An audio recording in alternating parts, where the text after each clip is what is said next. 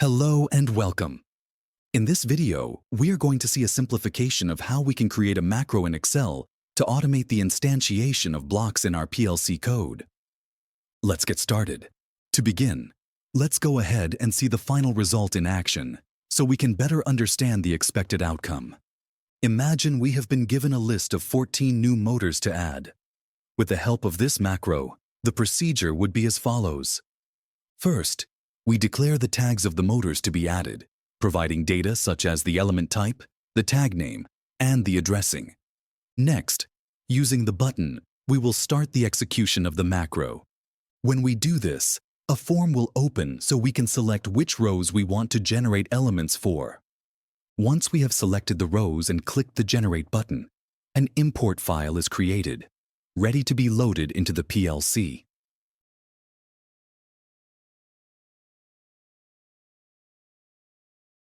Back in the PLC, we select the file we just generated to proceed with its import.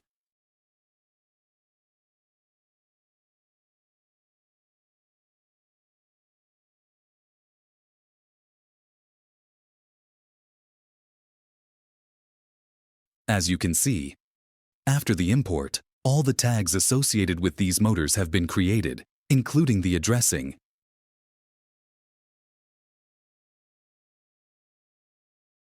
And if we go to the imported section, we can see how all the motors have been created correctly and are now ready to work and be monitored from a SCADA.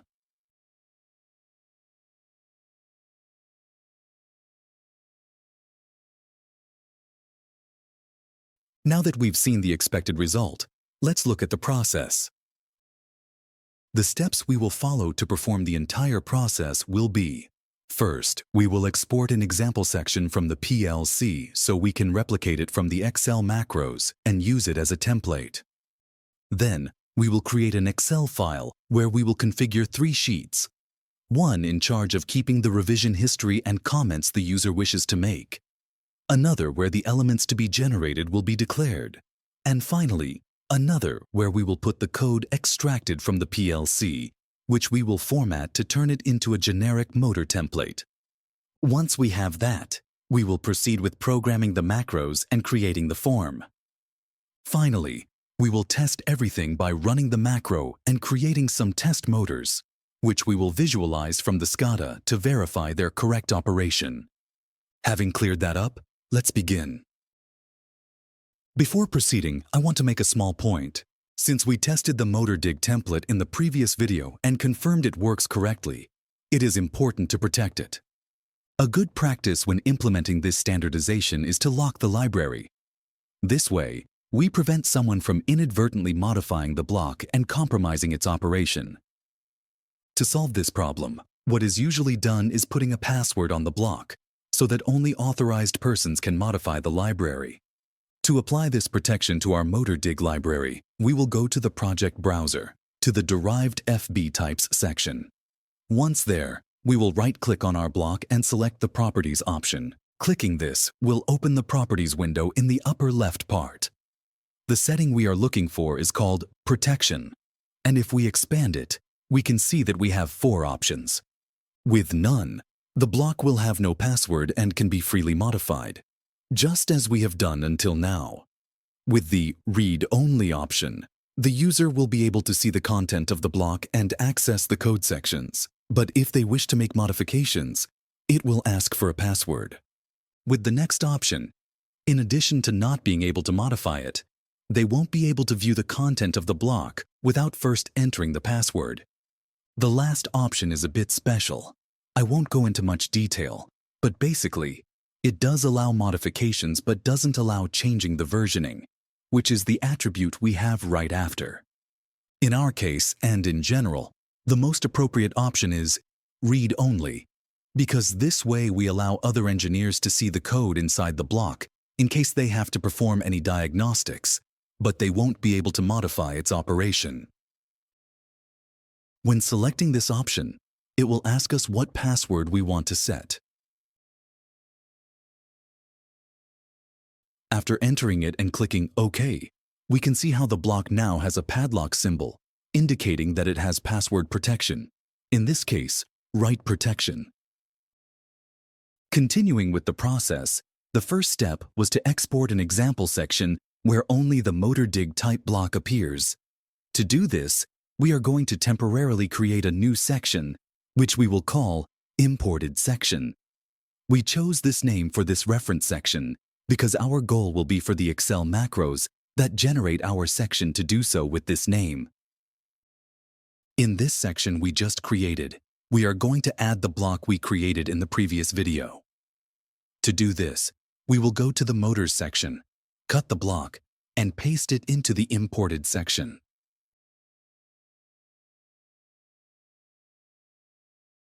Once we have it ready, from the project browser, we will right-click on the section and select the Export option. When the pop-up appears, we will select the folder we want. And pay attention, because this step is important.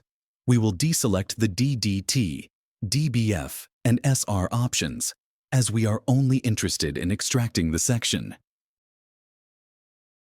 If we open the file we just exported, which has an XBD extension, with Notepad, we can see how the code of our block and the variables that have been used appear. With this ready, let's move on to the creation of the Excel file and the macros. As we explained before, we are going to create 3 sheets inside the Excel. One for comments called Revision and Comments. Another for the declaration of the elements called Devices. And finally, one named after the library to be replicated, which in this case is MotorDig. For now, we will leave the first sheet empty. On the second, we are simply going to declare the 3 columns needed to define a block. The first, type, refers to the type of library we want to generate. In our case, for now, it will only be the MotorDig type. But the interesting thing is, in the future, to have all the library types necessary to create a plant. The next column is the base name of the tag that will be used to initialize the element. And finally, the address column, where we will put the Modbus address of the tag that communicates with the SCADA. Now let's move on to the library sheet, MotorDig.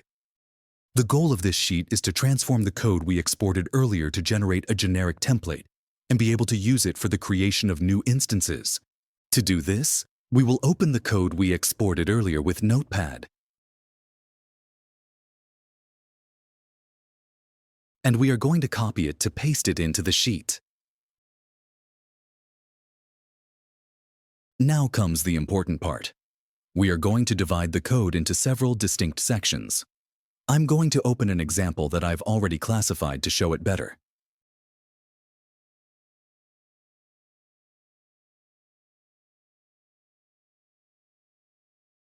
In the header goes the initial part of the code. Then we move on to the code section, where the part of the code referring to our block actually is. Next, we have the section we will use as a separator between the code part and the variables part. Then we have the part where the variables used for the block are declared. And finally, the footer used to end the code. I'm going to fast forward through the code separation process. Feel free to watch it or skip ahead to the next step.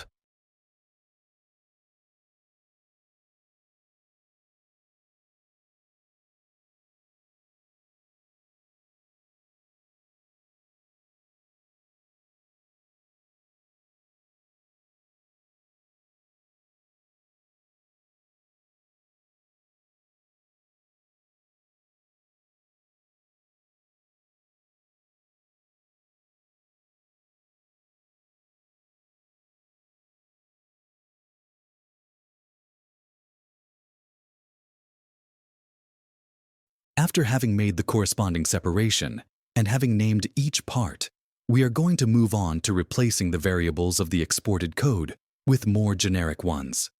In this case, both in the instance name and in the variables used, we are interested in keeping the text that is there. We will only vary the number that refers to the motor ID. So what we will do is replace 4321 with a generic variable, which will be ID number in this case. This way, when running our macro, we will insert into this variable the ID we set in the tag in the Devices tab. Another parameter we must modify is the position in which the blocks are generated. We will replace the values currently in POSX and POSY with two generic variables. In our macro, we will define where they will start being generated, and if we have more than one, what the distance between them should be. The last thing left now is to replace the Modbus address that the variable has with a generic one. For our case, we will put MB address. When running the macro, we will replace this value with the one entered in the address column. Once we have everything ready, we can start programming our macros and creating the form. We'll start with the form, and creating it is very simple. We'll simply right-click on the menu on the left and click Insert, UserForm. Let's rename the form and the caption to FRM_generator, and we'll start adding the elements. The first thing we'll add is a text box, which will allow us to enter the range of rows we want to execute. We rename it to TXT_rows.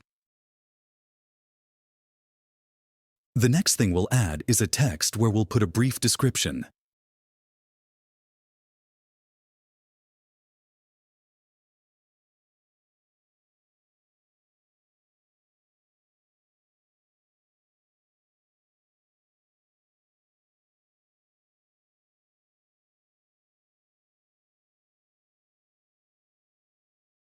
Then, we'll insert two buttons, one to close the form and another to proceed with generating the code.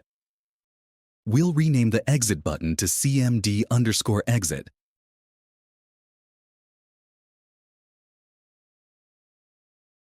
And the Generate button to CMD_generate.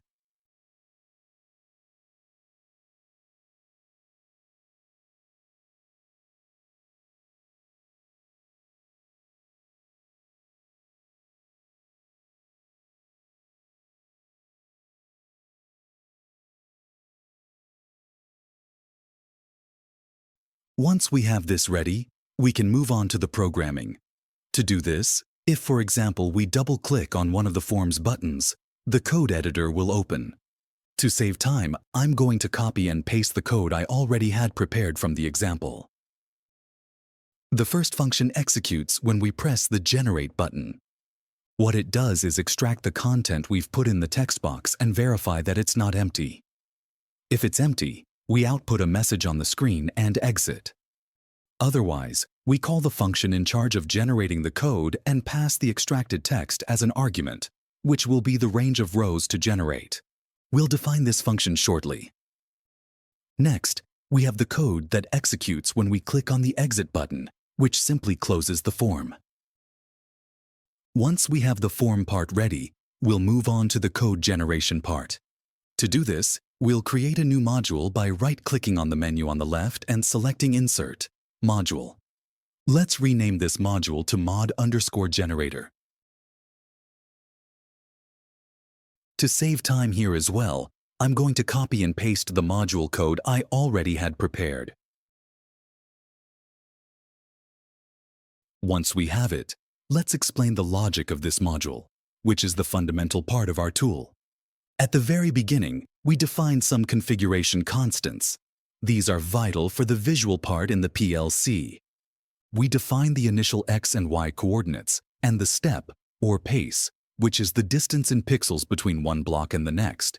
This is fundamental so that, when importing the code, the blocks don't appear all piled on top of each other, but perfectly ordered in rows and columns. We also define a custom data structure called device. This helps us pack all the information of a motor, its type, tag, address, and position, into a single ordered variable. Next, we move to the main function. Generate PLC file. Right at the start, we find the line set WSDev which aims to create a shortcut or direct reference to the sheet where we have our list of motors. This is done so the macro knows exactly in which Excel tab it has to look for the information. Then, we must interpret the range of rows the user entered in the form. To do this, the code calls the helper function parseRows. ParseRows takes that text and splits it using the comma as a separator. Then, it checks if there is a hyphen. If it finds one, it understands it's a range and loops from the starting to the ending number to get all the intermediate values. The final result it returns to us is a clean list with the exact row numbers we should process. Returning to the main thread, and with this list of rows already calculated, we enter a loop. For each row selected in the devices sheet, we read the type, the tag name, and the address. Something interesting happens here. We mathematically calculate the X and Y position the block will have. We use a modulo operation to know when we've filled a row, for example, every 6 motors, and must jump to the next line below. With the data for all motors loaded into memory, the next step is to read our template. The code detects what type of device it is and looks for the corresponding sheet. To extract the content, it calls the read block function. This function is critical. Read block receives a start tag and an end tag. It looks for which rows in the Excel sheet those keywords are on and reads everything in between. But most importantly, it detects the indentation. The function looks at which column the text is written in, A, B, C, and automatically adds tabs to the resulting string.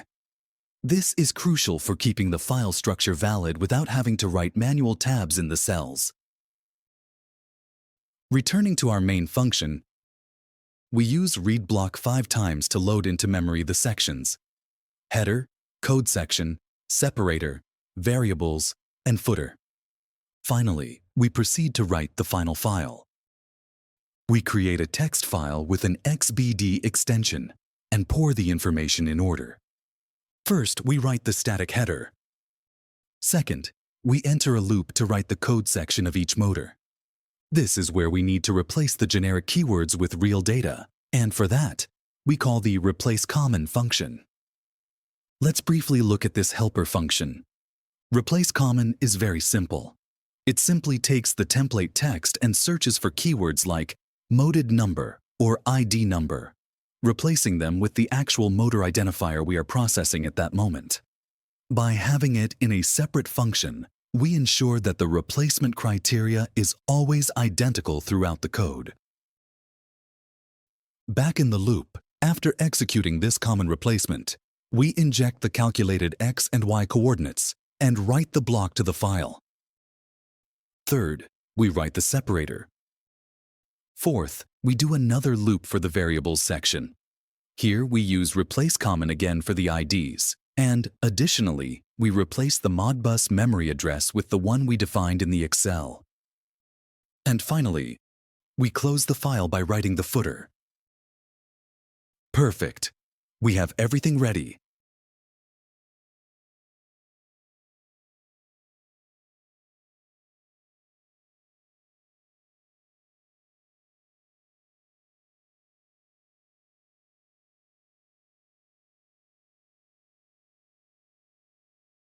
Let's test the macro. To do this, we're going to insert a button on the Devices sheet and have it call the form.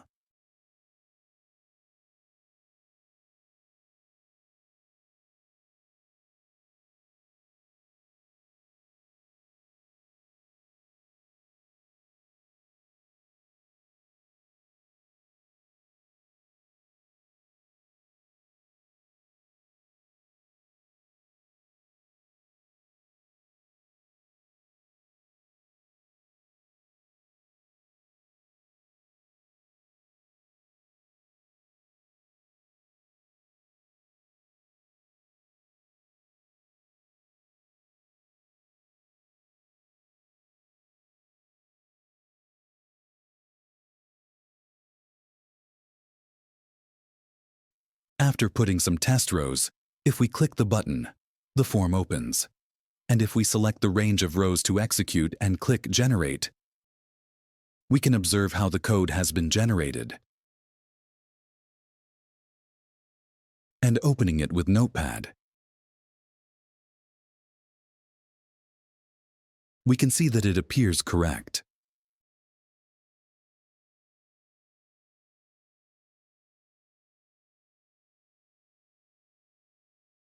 Now, we are going to perform the same test but with more rows to verify that the generation of multiple instances works correctly.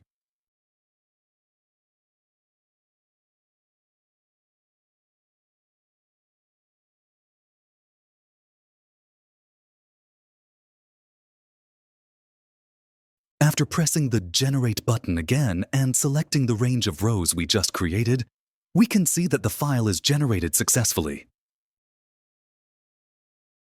And if we open it with Notepad, we can confirm that the code has been generated correctly.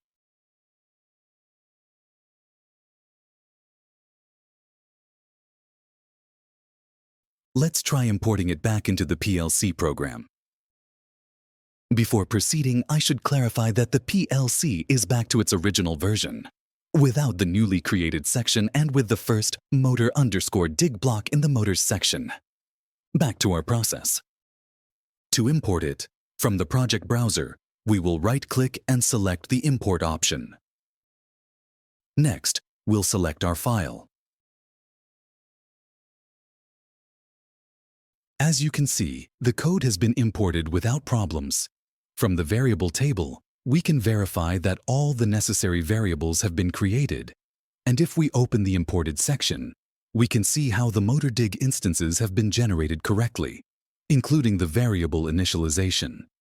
Now the only thing left would be to transfer these blocks to our real section and delete this one, which we only used for the transfer. To transfer them, we will select them all and press Ctrl and X. We'll open the motors section and press Ctrl and V to paste them here. Now we can reconnect to the PLC and generate the changes.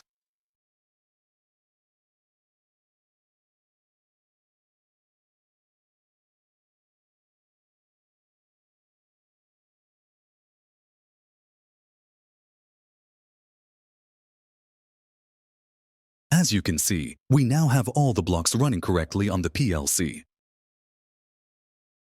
If we go to the SCADA, we can see how the motors are acting correctly.